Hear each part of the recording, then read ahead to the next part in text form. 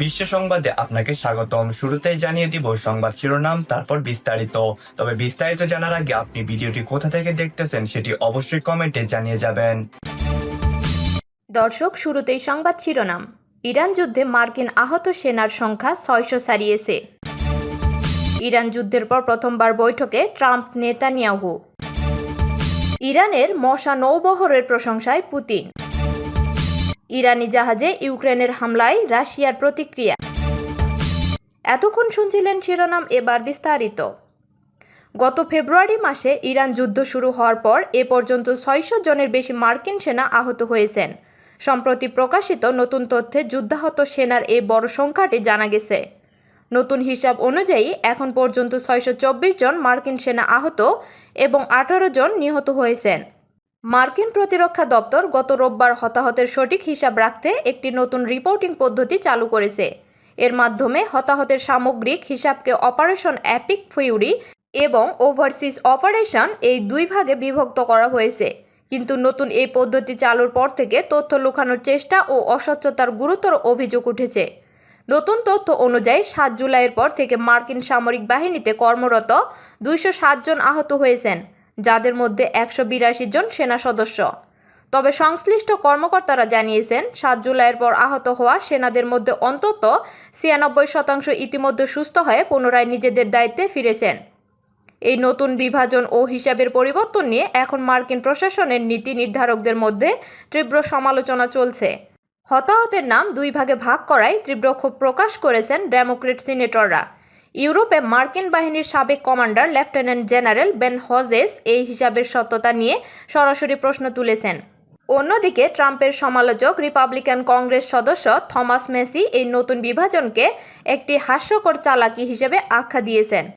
অবশ্য যুক্তরাষ্ট্রের সংশ্লিষ্ট কর্মকর্তারা এই অসঙ্গতিকে সাময়িক তথ্যগত বিভ্রাট হিসেবে বর্ণনা করেছেন। তারা জানান, দ্রুত এই পদ্ধতিগত ত্রুটিগুলো দূর করার জন্য কাজ করা হচ্ছে। এদিকে গোলাবারুদ ফুরিয়ে যাওয়ার শঙ্কায় গত 3 দিন ধরে ইরানে মার্কিন বাহিনীর হামলা বন্ধ রয়েছে। তবে প্রেসিডেন্ট ডোনাল্ড ট্রাম্প দাবি করেছেন তারা যে কোনো পরিস্থিতির জন্য প্রস্তুত রয়েছেন। ইরানের বিরুদ্ধে যৌথ সামরিক অভিযান শুরুর পর প্রথমবারের মতো মুখোমুখি বৈঠকে বসছেন যুক্তরাষ্ট্রের প্রেসিডেন্ট ডোনাল্ড ট্রাম্প ও ইসরায়েলের প্রধানমন্ত্রী বেনিয়ামিন নেতানিয়াহু। মঙ্গলবার হোয়াইট হাউসে অনুষ্ঠেয় এ বৈঠকে ইরান ইস্যুর পাশাপাশি মধ্যপ্রাচ্যের সাম্প্রতিক পরিস্থিতি, লেবাননের সঙ্গে চুক্তি এবং আব্রাহাম চুক্তির সম্প্রসারণ নিয়ে আলোচনা হওয়ার কথা রয়েছে। বার্তা সংস্থা এপির খবরে বলা হয়েছে, এমন সময় এ বৈঠকে অনুষ্ঠিত হচ্ছে যখন দুই নেতাই নিজ নিজ দেশের রাজনৈতিক চাপের মুখে রয়েছেন। সামনে নির্বাচনকে কেন্দ্র করে চাপে রয়েছেন নেতানিয়াহু। একই সঙ্গে ট্রাম্পের সঙ্গে তার সম্পর্কের অবনতিও রাজনৈতিক আলোচনার বিষয় হয়ে উঠেছে। অন্যদিকে নভেম্বরে যুক্তরাষ্ট্রের মধ্যবর্তী নির্বাচনের আগে দীর্ঘায়িত যুদ্ধ, অর্থনৈতিক অস্থিরতা ও মূল্যস্ফীতি নিয়ে সমালোচনার মুখে রয়েছেন ট্রাম্প। হোয়াইট হাউসের এক কর্মকর্তা নাম প্রকাশ না করার শর্তে জানান, বৈঠকে ইসরায়েল হিজবুল্লাহ সংঘাতের পর লেবাননের সঙ্গে যুক্তরাষ্ট্র ও ইসরায়েলের স্বাক্ষরিত কাঠামোগত চুক্তি এবং মধ্যপ্রাচ্যে আব্রাহাম চুক্তি সম্প্রসারণের বিষয়ে আলোচনা হবে। বৈঠকের আগে সোমবার সাংবাদিকদের ট্রাম্প বলেন, ইরান ইস্যুতে তার ও নেতানিয়াহুর মধ্যে কিছু মতপার্থক্য রয়েছে, তবে উভয়ই প্রায় একই অবস্থানে আছেন। ট্রাম্প ও নেতানিয়াহুর সম্পর্ক অতীতেও নানা সময়ে উত্থান পতনের মধ্য দিয়ে গেছে। তবে ট্রাম্প পুনরায় হোয়াইট হাউসে ফেরার পর দুই নেতার সম্পর্ক আরও ঘনিষ্ঠ হয়। ফেব্রুয়ারিতে তারা ইরানের বিরুদ্ধে যৌথ সামরিক অভিযান শুরু করে। সে সময় উভয় পক্ষই দাবি করেছিল এই অভিযানের লক্ষ্য ছিল ইরানের নেতৃত্বকে দুর্বল করা এবং পশ্চিমাপন্থী সরকার প্রতিষ্ঠার পথ সুগম করা। তবে যুদ্ধ দীর্ঘায়িত হওয়ার পর পরিস্থিতি পাল্টে যায়। ইরান পাল্টা ড্রোন ও ক্ষেপণাস্ত্র হামলা চালিয়ে উপসাগরীয় অঞ্চলে যুক্তরাষ্ট্রের সামরিক ঘাঁটি এবং বিভিন্ন শহরকে লক্ষ্যবস্তু করে। একই সঙ্গে হরমুজ প্রণালীতে জাহাজ চলাচল ব্যাহত হয়, বিশ্ব জ্বালানি বাজার ও বাণিজ্যে চাপ সৃষ্টি হয়। এর পরিপ্রেক্ষিতে যুদ্ধের দ্রুত অবসান ঘটাতে ট্রাম্পের উপর দেশীয় মহল ও আঞ্চলিক মিত্রদের চাপও বেড়ে যায়। ইরানের মশা নৌবহরে ব্যাপক প্রশংসা করেছেন রাশিয়ার প্রেসিডেন্ট ভ্লাদিমির পুতিন। দ্রুত হামলা করে তড়িৎ লুকিয়ে পড়ার ক্ষমতা থাকায় এই যুদ্ধাস্ত্রটি নিয়ে বড় চ্যালেঞ্জের মুখে পড়েছে যুক্তরাষ্ট্র। গত রোববার রুশ নৌবাহিনীর কর্মকর্তাদের সঙ্গে বৈঠকে পুতিন বলেন, মধ্যপ্রাচ্যের সাম্প্রতিক সংঘাতে ইরান ছোট আকারের কিন্তু অত্যাধিক অস্ত্রে সজ্জিত নৌযান ব্যবহার করে কার্যকর যুদ্ধ পরিচালনার সক্ষমতা দেখিয়েছে। পুতিন বলেন, মধ্যপ্রাচ্যের সংঘাতের দিকে তাকান। ইরান তাদের মশা নৌবহর ব্যবহার করে বেশ কার্যকরভাবে যুদ্ধ করেছে। এটি নতুন প্রযুক্তির বিষয়। আমাদের কাছেও ছোট টনেজের জাহাজ রয়েছে, তবে সেগুলো অত্যাধুনিক অস্ত্রে সজ্জিত। রাশিয়ার রাষ্ট্রায়ত্ত সংবাদ মাধ্যম স্পুটনিকের তথ্য অনুযায়ী ইরানের মশা নৌবহরে রয়েছে প্রায় 20টি গাদির শ্রেণীর ক্ষুদ্র সাবমেরিন এবং হাজার হাজার দ্রুতগতির ক্ষেপণাস্ত্র ও হামলাকারী স্পিডবোট। ছোট আকার, উচ্চ গতি এবং উপকূলীয় এলাকায় দ্রুত মোতায়েনের সক্ষমতার কারণে এসব নৌযান বড় যুদ্ধ জাহাজের জন্য উল্লেখযোগ্য চ্যালেঞ্জ তৈরি করতে পারে। এছাড়া ইরানের পাথুরে উপকূলে নির্মিত সুড়ঙ্গে এসব নৌযান লুকিয়ে রাখা সম্ভব হওয়ায় দূরপাল্লার হামলায় এগুলোকে লক্ষ্যবস্তু করা কঠিন বলে মনে করা হয়।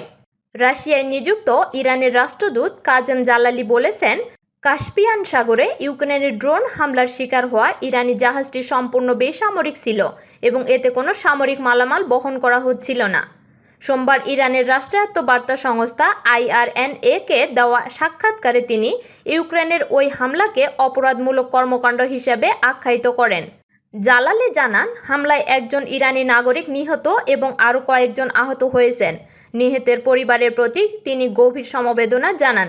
তিনি বলেন, হামলার পর রাশিয়ার আস্ট্রাখান শহরে অবস্থিত ইরানের কনসুলেট রুশ কর্তৃপক্ষের সঙ্গে সমন্বয় করে ঘটনাস্থল থেকে ইরানি নাবিকদের দ্রুত সরিয়ে নেওয়ার ব্যবস্থা করে। রাষ্ট্রদূত জানান, রোববার ইরানের পররাষ্ট্রমন্ত্রী আব্বাস আরাকচি ও রাশিয়ার পররাষ্ট্রমন্ত্রী সের্গেই লাভরভের সঙ্গে অনুষ্ঠিত টেলিফোন আলাপের প্রধান বিষয় ছিল এই হামলা। জালালির তথ্য অনুযায়ী আরাকচি ওই আলাপে স্পষ্ট করে বলেছেন, হামলার জবাব দেওয়ার অধিকার ইরানের রয়েছে এবং এ বিষয়ে পরবর্তী পদক্ষেপ দেশটির সর্বোচ্চ নেতৃত্ব নির্ধারণ করবে। তিনি আরও জানান, আন্না নামের জাহাজটি ভলগা নদীর প্রবেশমুখ থেকে প্রায় 5 কিলোমিটার দূরে নোঙর করেছিল। বৈরী আবহাওয়া কেটে যাওয়ার অপেক্ষায় থাকাকালে ইউক্রেনের একটি ড্রোন জাহাজটিতে হামলা চালায়।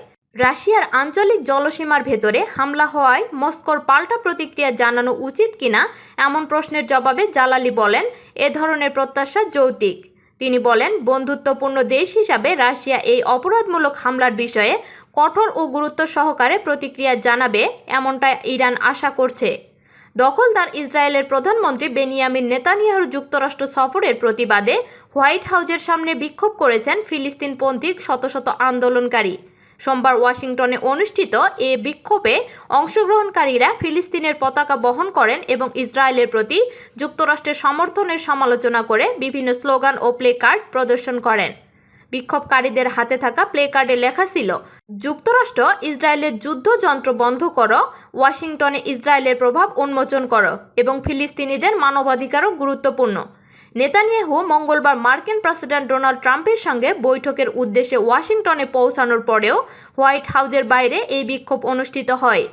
দুই নেতার বৈঠকে গাজা পরিস্থিতি, আঞ্চলিক নিরাপত্তা এবং যুক্তরাষ্ট্র ইসরায়েল সম্পর্ক সহ বিভিন্ন বিষয়ে আলোচনায় আসতে পারে বলে ধারণা করা হচ্ছে। এটি হবে ট্রাম্পের দ্বিতীয় মেয়াদে নির্বাচিত হওয়ার পর নেতানিয়াহুর সঙ্গে তার 8ম বৈঠক। ট্রাম্পের সঙ্গে বৈঠক শেষে নেতানিয়াহুর প্রয়াত রিপাবলিকান সিনেটর লিন্ডসি গ্রাহামের স্মরণ সভায় অংশ নেওয়ারও কথা রয়েছে। গ্রাহাম দীর্ঘদিন ধরে ইসরায়েলের অন্যতম দীর্ঘ সমর্থক হিসেবে পরিচিত ছিলেন। গাজা উপত্যকায় দখলদার ইসরায়েলের সামরিক অভিযানে যুক্তরাষ্ট্রের অব্যাহত সমর্থন দিয়ে দীর্ঘদিন ধরে ওয়াশিংটনের সমালোচনা করে আসছে বিভিন্ন মানবাধিকার সংগঠন ও ফিলিস্তিনপন্থী গোষ্ঠী। তাদের অভিযোগ, এই সমর্থন গাজায় চলমান মানবিক সংকটকে আরও গভীর করেছে। প্রতিবেদন অনুযায়ী 2023 সালের 7 অক্টোবর গাজায় ইসরায়েলের সামরিক অভিযান শুরুর পর থেকে এখন পর্যন্ত 73,000-এর বেশি ফিলিস্তিনি নিহত হয়েছেন। নিহতদের